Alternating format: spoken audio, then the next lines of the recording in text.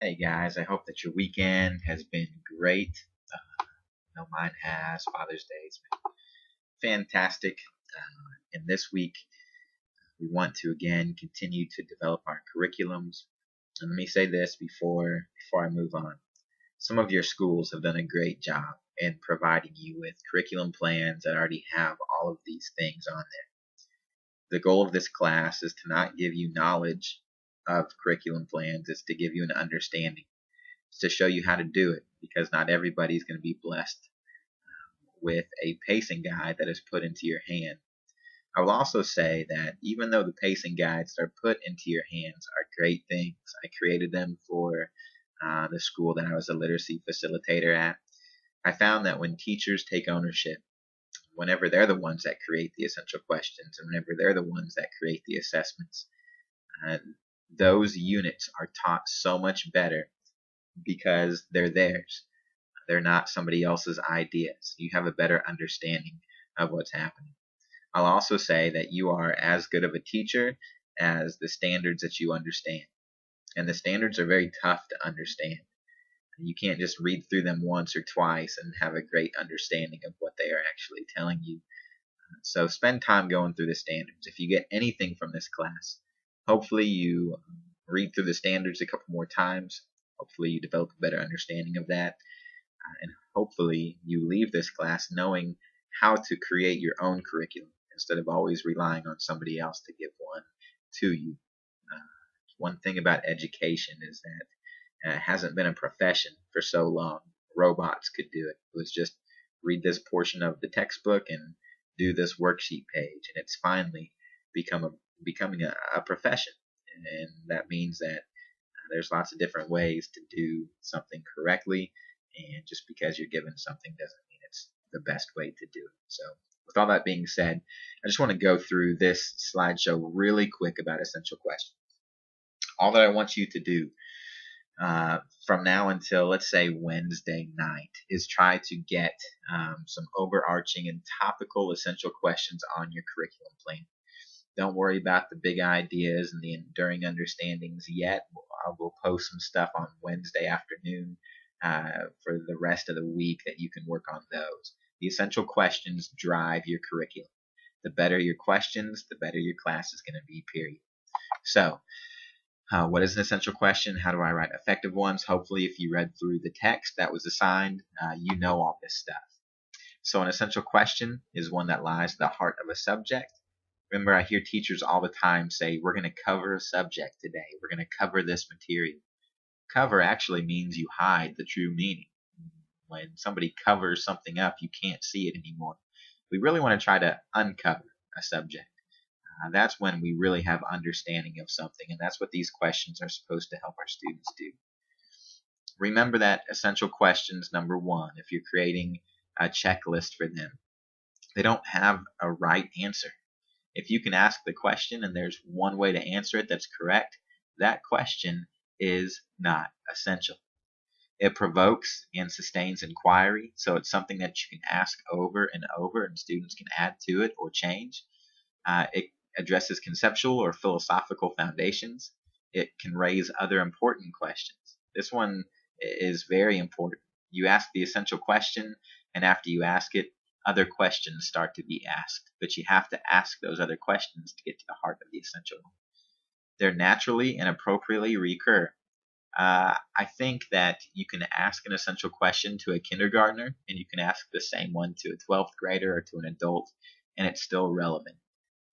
I know one of them that I had you do that Jay McTighe talks about is what is a true friend. My 6-year-old would say a true friend is whoever gives him the most candy.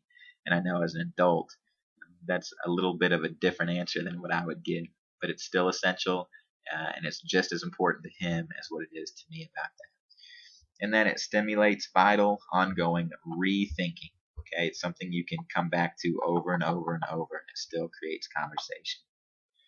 So there's the one we talked about. What is the true friend? To what extent does art reflect culture or shape it? Is everything quantifiable? You can read the rest of those. I'll put this online for you to look at also.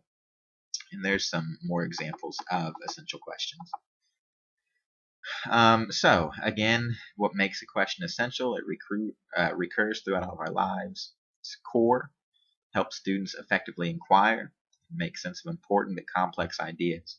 So I would say that an overarching essential question goes beyond the standards. Your overarching essential question is going to help them somehow in life. So when you think of a question being essential or not, look at it and see if it goes beyond. See if it's what's making our kids better people, better citizens. Um, and that's when you're going to know if it's an essential question or not. And remember, we don't have to get specific. You can sit there for hours looking at a question trying to reword it. I don't care how it's worded.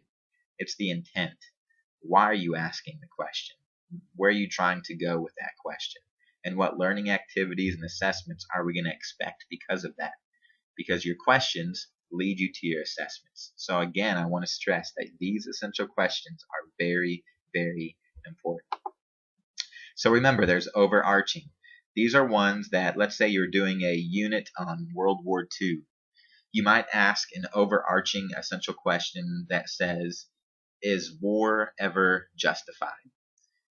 That's overarching. You can apply that to every war no matter where you're at. A topical one may be something like, what consequences did World War II have on the United States of America? Or what effects did World War II have on the United States of America? That's specifically about World War II, whereas the overarching one is war ever justifiable? That's not specific to World War II, but it's something that you can argue and that kids can have many different answers to. So, again, just a definition of overarching and some examples and some more examples, and then some examples of topical. Um, this is something I did for somebody else, but one per month. I would say that on your essential questions, again, one per unit is all you would need of your overarching because it's something that's going to guide your unit. And then I would say your topical, you should probably have 2 to 3 per unit, maybe more, maybe just one. So we're looking at one essential overarching question and then up to 2 or 3 topical essential questions. And then there's some example of some topical ones. I'll post this PowerPoint so you can kind of look at it. Your goal is to try to get essential questions down for all of your units. Remember, you can use something that you already have. However, don't steal or use everything. I would really like for you to create some of your own essential questions.